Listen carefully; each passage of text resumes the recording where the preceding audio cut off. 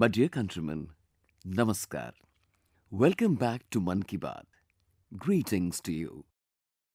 The year 2026 is knocking at the door, and today, as I speak to you, memories of an entire year are swirling in my mind.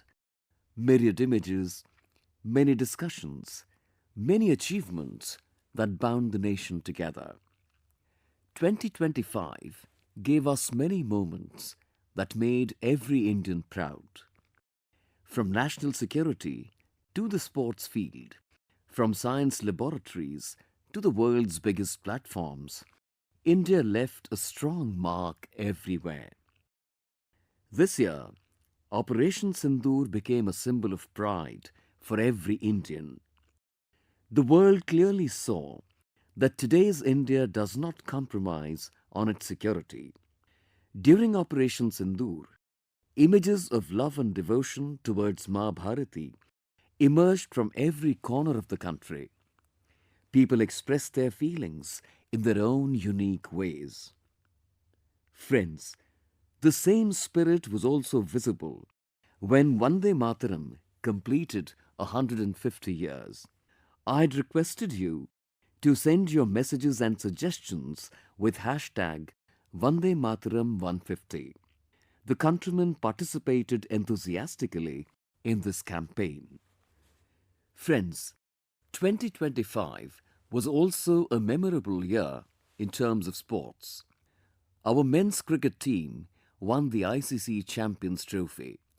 The women's cricket team won the World Cup for the first time. India's daughters created history by winning the Women's Blind T20 World Cup. The tricolour also fluttered high with pride in the Asia Cup T20. In the World Championship, para-athletes proved by winning several medals that no obstacle can come in the way of zeal and determination. India also took a big leap in the field of science and space. Shubhanshu Shukla became the first Indian to reach the International Space Station. Many efforts related to environmental conservation and wildlife protection also became the hallmark of 2025. The number of cheetahs in India has now increased to more than 30. In 2025, faith, culture, and India's unique heritage all came together. The Prayagraj Mahakumbh, organized at the beginning of the year, astonished the entire world. At the end of the year, the Dhwajarohan ceremony at the Ram Mandir in Ayodhya filled every Indian with pride. The excitement towards Swadeshi was also evident among one and all. People are purchasing only those goods that bear the sweat of an Indian and the fragrance of Indian soil.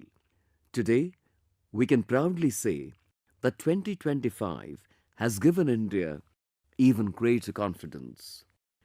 It is also true that this year we had to face natural disasters at very many places.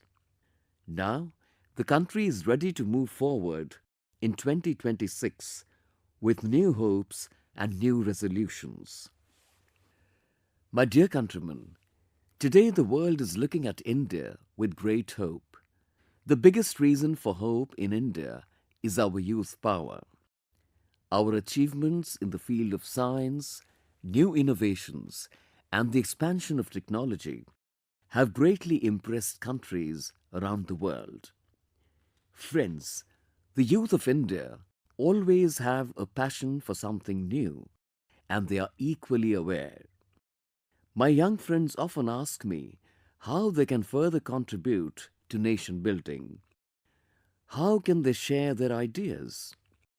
Many among them inquire as to how they can present their ideas to me. The answer to this curiosity of our young colleagues is the Viksit Bharat Young Leaders Dialogue. Its first edition was held last year, and now its second edition is scheduled in a few days' time. On the 12th of next month, National Youth Day will be celebrated on the occasion of Swami Vivekananda's birth anniversary. A young leaders dialogue will also be held on this day, and I'll certainly participate in that. In this, our youth will share their ideas on important topics like innovation, fitness, startups, and agriculture. I'm very eager about this program. Friends, I'm pleased to see the rising participation of our youth in this program. A quiz competition related to this was held a few days ago. More than 50 lakh youth participated in it. An essay competition was also held in which students expressed their views on various topics. Tamil Nadu stood first and Uttar Pradesh second in this competition. Friends, today the youth in the country are getting new opportunities to showcase their talent. Many platforms are being developed where youth can showcase their talent as per their abilities and interests. One such platform is Smart India Hackathon, another medium where ideas are turned into action. Friends, the Smart India Hackathon 2025 concluded this month. During this hackathon, students worked on more than 270 problems of more than 80 government departments. Students offered solutions which were related to real-life challenges like traffic-related problems. Related to this, the youth shared very interesting perspectives on smart traffic management. The youth also put forward their ideas on solutions to challenges like financial frauds and digital arrests. Suggestions were extended on cyber security framework for digital banking in villages. Many youth remained engaged in solving the challenges in the agriculture sector. Friends, over 13 lakh students and over 6,000 institutes have participated in the Smart India Hackathon in the last 7 to 8 years. The youth have also provided accurate solutions to hundreds of problems. Such hackathons are organized from time to time. I urge my young friends to certainly be a part of these hackathons. Friends, today's life is becoming tech-driven, and the changes that used to happen over centuries, we are seeing them happen over a few years. At times, some people express concern whether robots are going to replace humans. In such changing times, it is very important to stay connected to our roots for human development. I am very happy to see that our next generation is holding on to the roots of our culture well, with new thinking and new methods. Friends, you must have heard the name of the Indian Institute of Science. Research and innovation are the hallmarks of this institute. A few years ago, some students there felt that there should be a place accorded for music amid studies and research. That's where a small music class started. Neither a big stage nor a big budget. Gradually, this initiative grew, and today we know it as Gitanjali IISc. It is no longer just a class, it is the cultural center of the campus. Here, there is Hindustani classical music, folk traditions, classical genres. Students here sit together and practice. Professors come along and their families also join. Today, more than 200 people are associated with it. And the special thing is that even those who have moved abroad are joining online and holding on to the threads of this group. Friends, this effort to stay connected to one's roots is not limited to India. Indians living in different corners of the world are also playing their part. Another example that takes us outside the country is Dubai. Kannada families living there ask themselves an important question. Our children are moving ahead in the tech world, but aren't they moving away from their language? This is where Kannada Pathshale was born, an initiative where children are taught to teach, learn, write, and speak Kannada. Today, more than 1,000 children are associated with it. Truly, Kannada Nadu, Nudi Namma Hemme. Friends, there is an old saying, where there is a will, there is a way. This saying has been proved true once again by a young man from Manipur, Moirangtham Sethji. He is less than 40 years old. The remote area of Manipur, where Sriram Moirangtham ji lived, had a major electricity problem. To overcome this challenge, he focused on local solutions and found this solution in solar power. In our Manipur, it is anyway easy to generate solar energy. So, Moirangthem started a campaign to install solar panels, and on account of this campaign, today solar power has reached hundreds of houses in his area. The special thing is that he has used solar power to improve healthcare and livelihood. Today, owing to his efforts, many health centers in Manipur are also getting solar power. The woman power of Manipur has also benefited a lot from this endeavor. Local fishermen and artists have also been helped through this. Friends, today, under the PM Surya Ghar Muft Bijli Yojana, the government is providing approximately 75,000 to 80,000 rupees to each beneficiary family for installing solar panels. While Moirangtham's efforts are personal, they are giving new impetus to every campaign related to solar power. I extend my best wishes to him through Mann Ki Baat. My dear countrymen, let's now head towards Jammu and Kashmir. I want to share a saga about Jammu and Kashmir's cultural and historical heritage that will fill you up with pride. In Baramulla, Jammu and Kashmir, there is a place called Jahanpura. For years, people had been seeing some tall mounds there. These were ordinary mounds, and no one knew what they were. Then one day, an archaeologist noticed them. When he began to observe the area carefully, these mounds appeared somewhat unusual. Following this, a scientific study of these mounds began. Drones were used to take photographs from above, and the land was mapped. And then, some surprising things started to emerge. It turned out that these mounds weren't natural. They were the remains of a large human-made structure. Meanwhile, another interesting connection emerged. Thousands of kilometers away from Kashmir, an old blurred photograph was found in the archives of a museum in France. Three Buddhist stupas were visible in that photograph of Baramulla. From here, time took a turn, and Kashmir's glorious past was revealed to us. This history dates back nearly 2000 years.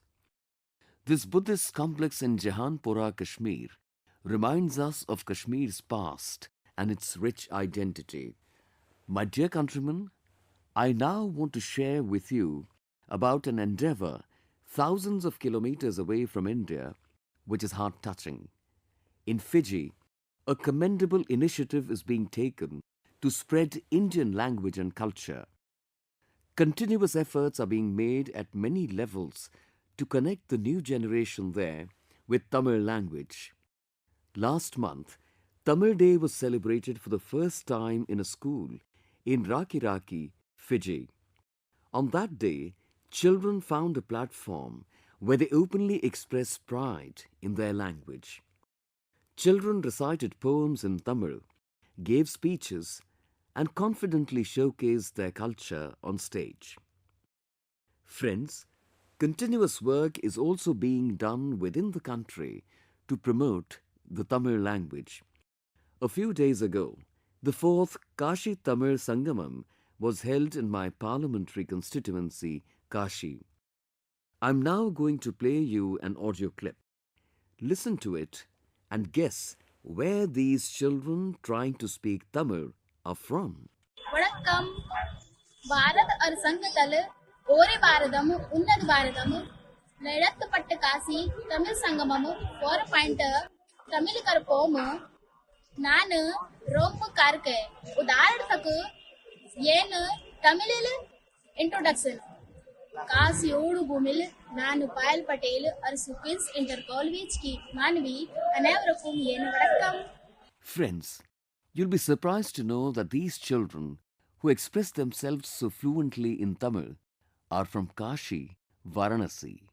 Their mother tongue is Hindi, but their love for the Tamil language inspired them to learn Tamil. This year, during the Kashi Tamil Sangamam in Varanasi, special emphasis was placed on learning Tamil. Under the theme of Learn Tamil, Tamil Karakalam, special campaigns were also run in more than 50 schools in Varanasi. The results of that can be heard in this audio clip. ನನ್ನ పేరు Vaishnavi.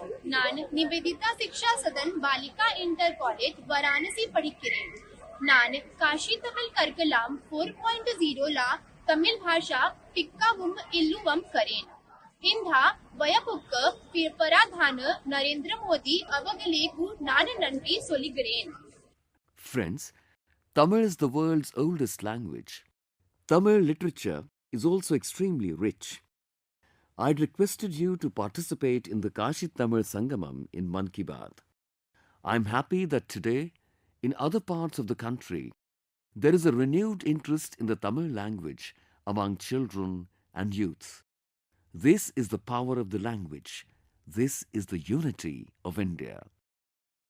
Friends, next month we'll celebrate the 77th Republic Day of the country. Whenever such occasions arise, our hearts are filled with gratitude for the freedom fighters and the makers of the Constitution. Our country fought a long struggle for independence. People from every part of the country contributed to the freedom movement. But unfortunately, many of the heroes of independence, both men and women, did not receive the respect they deserved. One such freedom fighter is Parvati Giriji of Odisha. Her birth centenary will be celebrated in January 2026.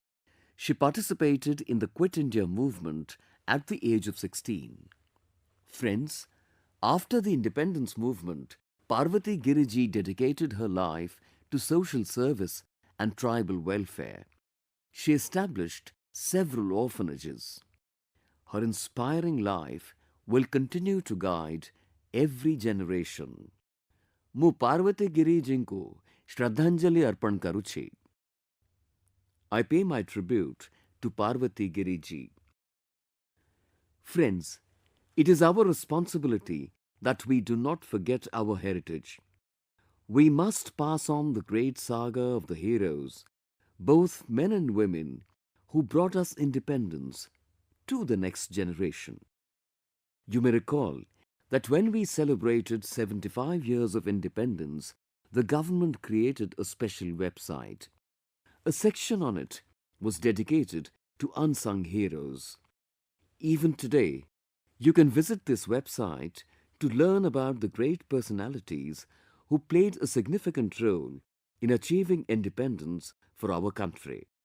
My dear countrymen, Mann Ki Baat provides us with a wonderful opportunity to discuss important topics related to the welfare of society. Today, I want to address one such issue that has become a matter of concern for all of us. The ICMR, Indian Council of Medical Research, recently released a report. It states that antibiotics are proving ineffective against many diseases like pneumonia and UTI. This is a matter of great concern for all of us. According to the report, a major reason for this is people's indiscriminate use of antibiotics. Antibiotics are not medicines that should be taken mindlessly. They should be used only on the doctor's advice. Nowadays, people have started believing that just taking a pill would cure all their problems. This is the reason diseases and infections are proving to be too strong for these antibiotics. I urge all of you to refrain from using medicines at your own discretion. This is especially important when it comes to antibiotics. I would simply say medicines require guidance and antibiotics require doctors. This practice will prove to be very helpful in improving your health.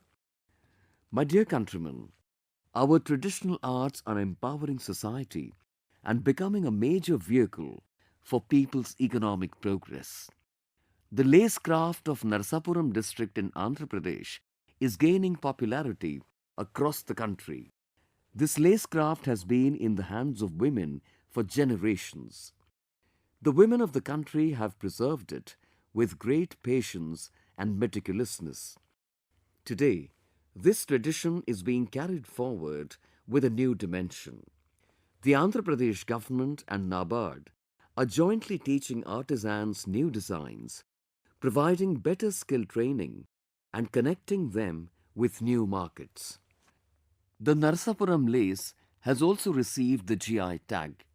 Today, more than 500 products are being made from it and approximately 1 lakh women in more than 250 villages are getting employment from it.